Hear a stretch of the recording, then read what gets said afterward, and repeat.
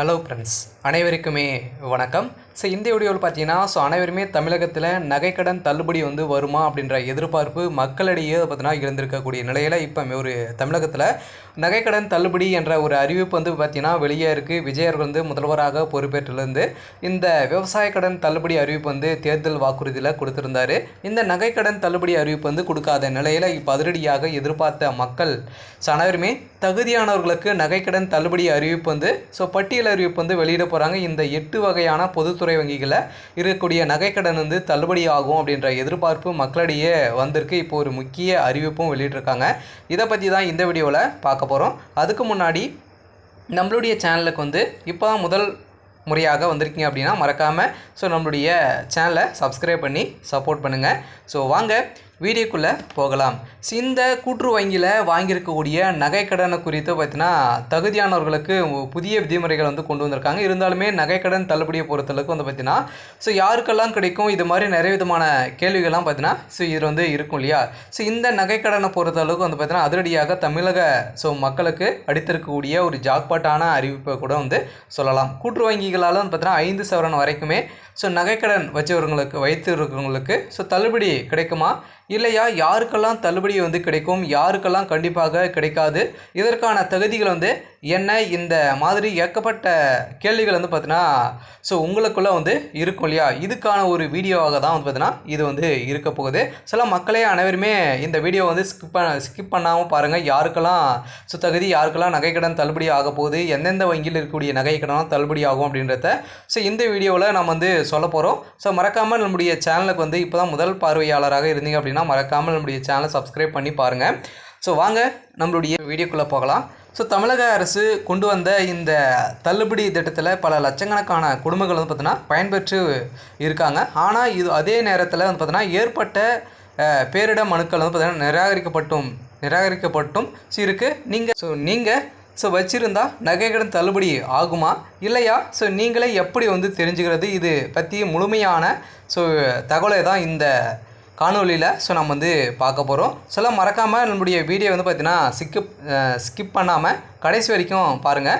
நம்மளுடைய சேனலுக்கு புதுசாக இப்போது வந்திருக்கீங்க அப்படின்னா சப்ஸ்கிரைப் பண்ணி பாருங்கள். இதில் பார்த்தீங்கன்னா முந்தைய அரசியல நகல் ஜியோ பார்த்தீங்கன்னா வெளியிடுவாங்க மற்றும் தமிழ்நாடு முதலமைச்சரின் அறிவிப்பு வீடியோ அவங்களே டைரெக்டாக கொடுப்பாங்க. இதில் முதல்ல இந்த திட்டத்தோட பின்னணியை நம்ம தெரிஞ்சுக்கணும். தமிழக அரசு பார்த்தீங்கன்னா கூட்டுறவு நிறுவனங்கள் மூலமாக ஏழை எளிய மக்கள் வாங்கினா புது நகைக்கடன் தள்ளுபடி செய்ய அரசாணை வெளியிட்டாங்க.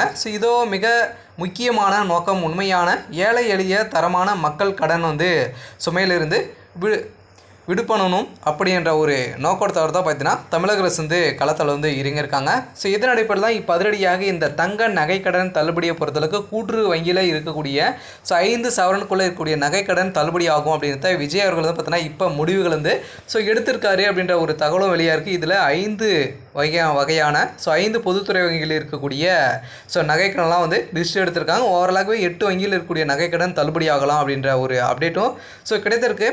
எந்தெந்த வங்கியில் இருக்கக்கூடிய நகைக்கடன் தள்ளுபடி ஆகலாம் அப்படின்னு பார்த்தீங்க அப்படின்னா பொதுத்துறை வங்கியை சேர்ந்த பார்த்தீங்கன்னா ரிசர்வ் வங்கிகளை இயங்கக்கூடிய வங்கிகள் பார்த்தீங்கன்னா அதிரடியாக இந்த நகைக்கடன் தள்ளுபடி ஆகும். அது பார்த்தீங்கன்னா மோஸ்ட்லி பார்த்தீங்கன்னா இந்த ஸ்டேட் பேங்க், இந்தியன் பேங்க், அதே மாதிரி கூட்டுறவு வங்கிகள், கூட்டுறவு வேளாண்மை துறை வங்கிகள், அதே மாதிரி நகர்ப்புற கூட்டுறவு வேளாண் துறை வங்கிகள், இது மாதிரி பார்த்தீங்கன்னா 8 வங்கிகள் பார்த்தீங்கன்னா பட்டியல் அறிவிப்பு பார்த்தீங்கன்னா தமிழக அரசு கேட்டிருக்காங்க அப்படின்ற ஒரு தகவல் வெளியாக இருக்கக்கூடிய நிலையில் தான் இப்போ ஒரு நகைக்கடன் தள்ளுபடி என்ற ஒரு பேச்சுவார்த்தை பார்த்தீங்கன்னா இப்போ நடந்திருக்கு. இந்த நிலையில் ஆனால் ஆரம்பத்தில் எல்லாருடைய நகைக்கடனுமே தள்ளுபடி செய்யணும் அப்படின்றத நிச்சயமாக ஆனால் அரசு நிறைய டேட்டாகளை பார்த்தீங்கன்னா எடுத்திருக்காங்க. இருந்தாலுமே மொத்தமாக பெறப்பட்ட நகைக்கடன் விவரங்களை பார்த்தீங்கன்னா பகுப்பாய்வு செய்து 35 லட்சத்துக்கும் அதிகமான கடன் பார்த்தீங்கன்னா தகுதியற்ற அவர்கள் பார்த்தீங்கன்னா இது பெற்றிருக்காங்க அப்படின்ற மாதிரியும் ஒரு தகவல் வெளியே இருக்குது. இருந்தாலுமே 13 லட்சத்துக்கும் அதிகமான கடன் மட்டும்தான் தகுதியானவர்களாக கண்டறிந்திருக்கிறாங்க அப்படின்ற ஒரு தகவலும் வெளியே இருக்குது. இருந்தாலுமே இப்போ பார்த்தீங்கன்னா இந்த கூட்டுறவு வங்கிகள் மட்டுமே நீங்கள் கடன் வாங்குவது அரசுக்கு கீழ் இயங்கும் கூட்டுறவு வங்கிகள், அதே மாதிரி கோஆபரேட்டிவ் பேங்க் அல்லது தொடக்க வேளாண்மை கூட்டுறவு சங்கங்கள், அது மட்டும் தான் இருக்கணும். தனியார் நிதி நிறுவனங்களோடு இல்லை மற்ற பொதுத்துறை வங்கிகளிலோ வாங்குவது கடன்களுக்கு இது பொருந்தாது அப்படின்றதும் அவங்க சொல்லியிருக்காங்க. இதில் 5 சவரன் பொறுத்த அளவுக்கு பார்த்தீங்கன்னா நீங்கள் நகைக்கடன் அளவு 5 சவரன் அல்லது அதுக்கு மேற்பட்ட குறைவாக இருந்தாலே போதும் உங்களுடைய நகைக்கடன் அனைத்துமே தள்ளுபடி அவங்க செய்வாங்க அப்படின்னு தான் சொல்லியிருக்காங்க. ஒரு குடும்பத்திற்கு ஒரு கடன் மட்டுமே தான் குடும்ப அட்டை ரேஷன் கார்டு மூலமாக தான் நம்மளுக்கு வழங்குறாங்க இல்லையா. ஒரு குடும்பத்திற்கு ஒரு ரேஷன் அட்டைக்கு மட்டுமே பார்த்தீங்கன்னா இந்த 5 சவரன் நகைக்கடன் தள்ளுபடி செய்ய போகிறோம் அப்படின்ட்டு இப்போ பார்த்தீங்கன்னா கூட்டுறவு வங்கிகள் பட்டியல் அறிவிப்பு வெளியிட்டிருக்காங்க. அதிகாரப்பூர்வமான அரசு இன்னும் பார்த்தீங்கன்னா வெளியிடல. இது அரசு அறிவித்த குறிப்பிட்ட காலக்கெடுக்குள் அல்லது அதற்கு முன்பாக பெறப்பட்ட கடனுக்கு மட்டுமே இந்த தள்ளுபடி பொருந்தும் எனவும் உண்மையான ஏழை எளிய மக்கள் பயன்பெறும் வகையில் வறுமை கோட்டுக்கு கீழே இருக்கக்கூடிய மக்கள் மற்றும் நடுத்தர மக்களின் பொருளாதார முன்னேற்றத்திற்கான மட்டுமே இந்த விதிமுறைகள் கொண்டு வரப்பட்டுள்ளது. இதன் அடிப்படையில் இப்போ பார்த்திங்கன்னா நம்ம பார்க்க போகிறது தான் ரொம்ப முக்கியமான ஒன்றாக கருதப்படுகிறது. இந்த காரணத்தால் தான் பலரும் தள்ளுபடி கிடைக்காம போகிறாங்க. இதில் பார்த்திங்கன்னா அரசு ஊழியர்கள் பார்த்திங்கன்னா பயன்பெற்றிருக்காங்க. அப்படின்னா அரசு ஊழியர்கள் நிறைய பேர் நீங்கள் மத்திய அரசு மாநில அரசில் நீங்கள் பொதுத்துறை நிறுவனங்களிலோ வேலை செய்கிறீங்க அப்படின்னா உங்களுக்கான நகைக்கடன் தள்ளுபடி இருக்காது. உங்களுக்கு நகைக்கடன் தள்ளுபடி இல்லை அப்படின்றதும் சொல்லியிருக்காங்க.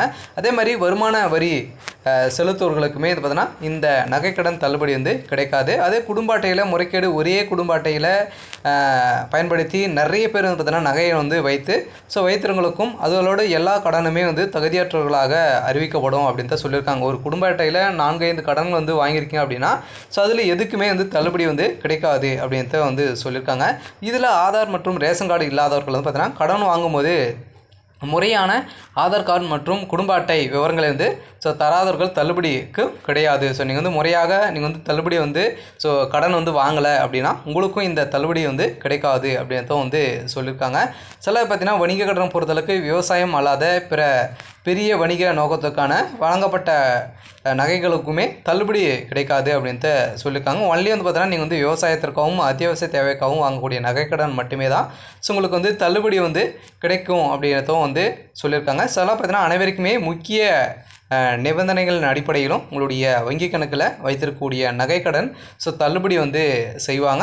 அனைவருமே எதிர்பார்த்த மாதிரி இந்த நகைக்கடன் தள்ளுபடி அறிவிப்பு பார்த்தீங்கன்னா வெளியாக இருக்குது. இது நிறைய விமர்சனங்கள் எழுந்திருக்கு. இருந்தாலுமே மேலும் நகைக்கடன்களுக்கு யாருக்கெல்லாம் தகுதி உடையவர்கள் தகுதியற்றவர்கள் என்ற பட்டியலையுமே பார்த்தீங்கன்னா தமிழக அரசு வெளியிட்டுள்ளது. இதில் ஓவராலாகவே பார்த்தீங்கன்னா 48,84,726 நகைக்கடன் விவரங்களை பார்த்தீங்கன்னா கணினி மூலம் பகுப்பாய்வு செய்யப்பட்ட நிலையில் இவர்களாம் தகுதியற்றவர்களாக கருதப்பட்டிருக்காங்க. இப்போ வந்திருக்கக்கூடிய தகவலின் அடிப்படையில் நகைக்கடன் தள்ளுபடி அறிவிப்பு கூடிய விரைவில் கிடைக்க போகுது அப்படின்ற அப்டேட்டும் கிடைத்திருக்கு. சரி, ஓகே. இன்னைக்கான அப்டேட் இதுதான். மறக்காம என்னுடைய சேனலை சப்ஸ்கிரைப் பண்ணிக்கோங்க. தேங்க்யூ.